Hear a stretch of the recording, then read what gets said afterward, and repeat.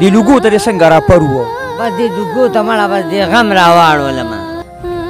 شروع کوم په نامه د رب ذوالجلال چې ډېر بخونکی او مهربانه ذات دی. قدرمندو یو ځوان له راغلی یم، اکثر دې پرخې ته به د دې مارکیټ د پاسه پروت وي. والله چې زه ورته وګورم ړمې پرې ډېر زیات خفه شي. او بس دغه نشو ډېرې ځوانۍ خرابې کړي، دغسې دلم ځواني خرابه کړې ده. نو چاپه مې پرې والې توده کې ورپسې راغلی یم. اوس یو څو تپوسه کوو د ده د عمر په باره کې. دی به په خپله عمر باندې لږ روشني وه چې دا زندګي څنګه شوه، د دې خوا څنګه راپر وو، دې اړخ ته دې راغی څنګه. سلامونه شمسه. سلام علیکم. وعلیکم سلام. څنګه چل دی شمسه، زندګي څنګه تېرېږي؟ د بلا بچیه دومره یخني ده، خلک یې ووره کړي دي او ته ورته پروت یې. وروره زندګي د نن نه 20 کاله مخکې ډېره ښایسته وه، پوه شو که نه؟ ځوان وې هغه ټیم. د نن نه 20 کاله مخکې ډېره ښایسته زندګي تېرېدله. بیخي دا خبره هم نه وه چې سیر په څو دی، خدای راکوله، که غریب وم او که خان وم خدای راکوله. او د اوس وخت کې داسې پریشاني ده چې د وړو تونې ته وګورې چې خدای پاکه د وړو بسې چل د وړو تروړو ته خو نن سبا سم دم خلک هم قطار کې ولاړي. تا که تی ولیدې هغوی به وایي چې ته تروړه اوچتوي که څنګه تالی چاته درکوي. که یو ځای ته ودرېږو ګورې دا رانه غلا کوي که نه. او زه چتمن یم، خدای ته سوال کوم، خو داسې خبره ده چې اوس هغه پخوانی مسلماني هم نشته چې څوک په چاړه وشي. شمسه نه نه بالکل. او دې دنیا ته څنګه رالې؟ دې دنیا ته نه دې ته نه لکه دې لوګو ته دې څنګه راپر وو؟ بس دې لوګو ته مړه بس دې غم راواړولمه چې ګراني زیاته شوه، د روپۍ شی په 10 شو، د 10 په 20 شو، د 20 په 1000 شو. ته خو پیوسنې روغتې هغه وخت کې خو ارزاني وه که نه؟ سم سپال ووایه مړه. ما چې کوم وخت کې کول هغه وخت کې روجانه په 15 روپۍ توله چرسو، او اوس روجانه په 1.5 روپۍ باندې به د پوډرو غټ دانه کېدله، په 15 روپۍ به ګرام کېده. اوس هغه د پوډرو نیم ګرامې 600 راغلی، زه پکې راګیر یم. کومه لار وکړمه چې خدای پاک. ته چې سهار راپاسې که نه بس ته به اوس وایې چې یا الله یو 1500 روپۍ به کم ځای کړي. د تروړې غم د سره نشته، د ټینګې غم نشته، خو د دغه شیز غم به خامخا کې.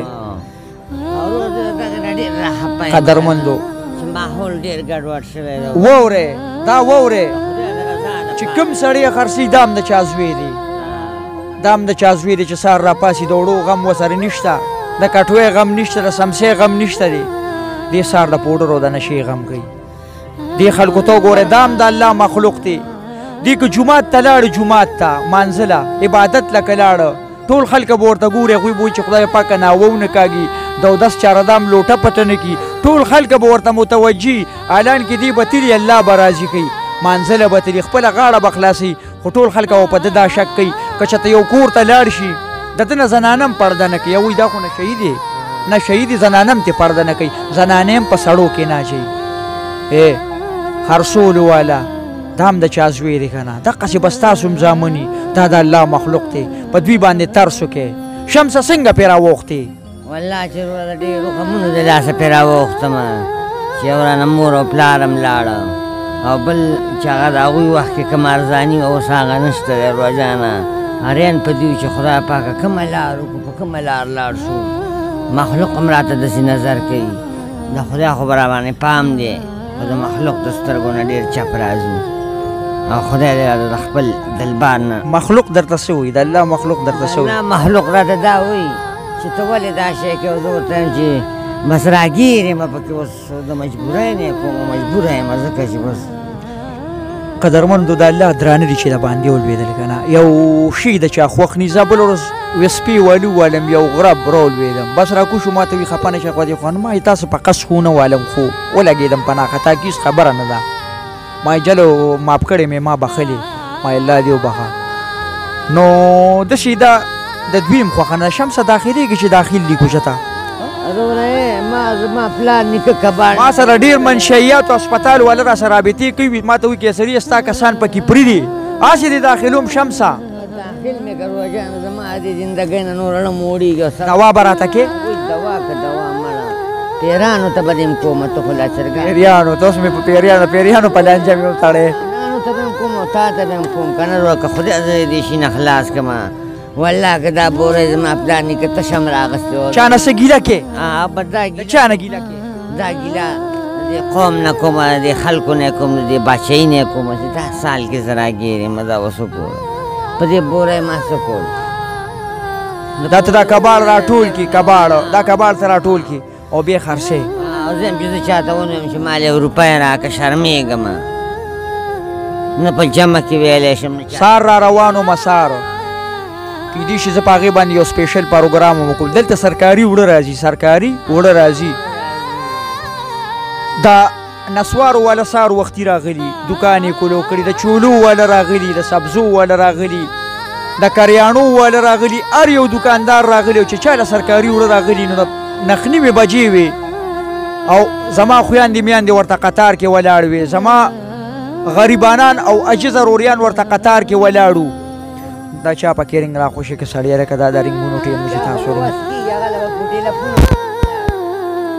د دوی لپاره به زه یو واحد همداسې یو پروګرام کوم نو والله چې بس ما وکتله نو یم عجیزې ای عجیزې د کمې خور اوښکې زه پاکې کړمه کمې مور له زه ډاډه ورکړمه کم ورور دقسې روریانو ته تسلي ورکړمه والله ډېر زیات خفه شمه دا خلک دی الله پاک دې دوی د دې شیو نه واړي یو کم کس چې خرڅي الله پاک دې هغه ته د نیکې هدایت وکړي او الله دې ورته دا اړیکې واچي چې مرګ را روان دی والله ډېرې ځوانۍ تباه و برباد شي دا ځوان دی د یوسف جان خبره ته خو دته یو واسکټ ور واغونده ته خو دته یو د کاټن جوړه واغونده دته ته دا ښایست وګوره بیا دا خو چې نن تاسو ته رسېده د سپږه غوندې ښکاري دا دې شیز خرابه کړې ده والله دا بس کم نظره خرابه کړې مسلمانانو کې هغه ادر نشته دی نه باچایانو کې شته باچایان هم راپورې خندا کوي پیسې را باندې په لاس ډېر زیات خفه شمه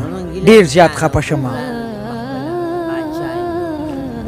ته ډېره دل باچا خدای چې ته ونه کړې موږ له بل څوک الله رب العزت دې بس د دې نه واړوه شمسه موږ ورته دواګانې کوو موږ سره د دواګانو نه بغیر بل څه شیز نشته دی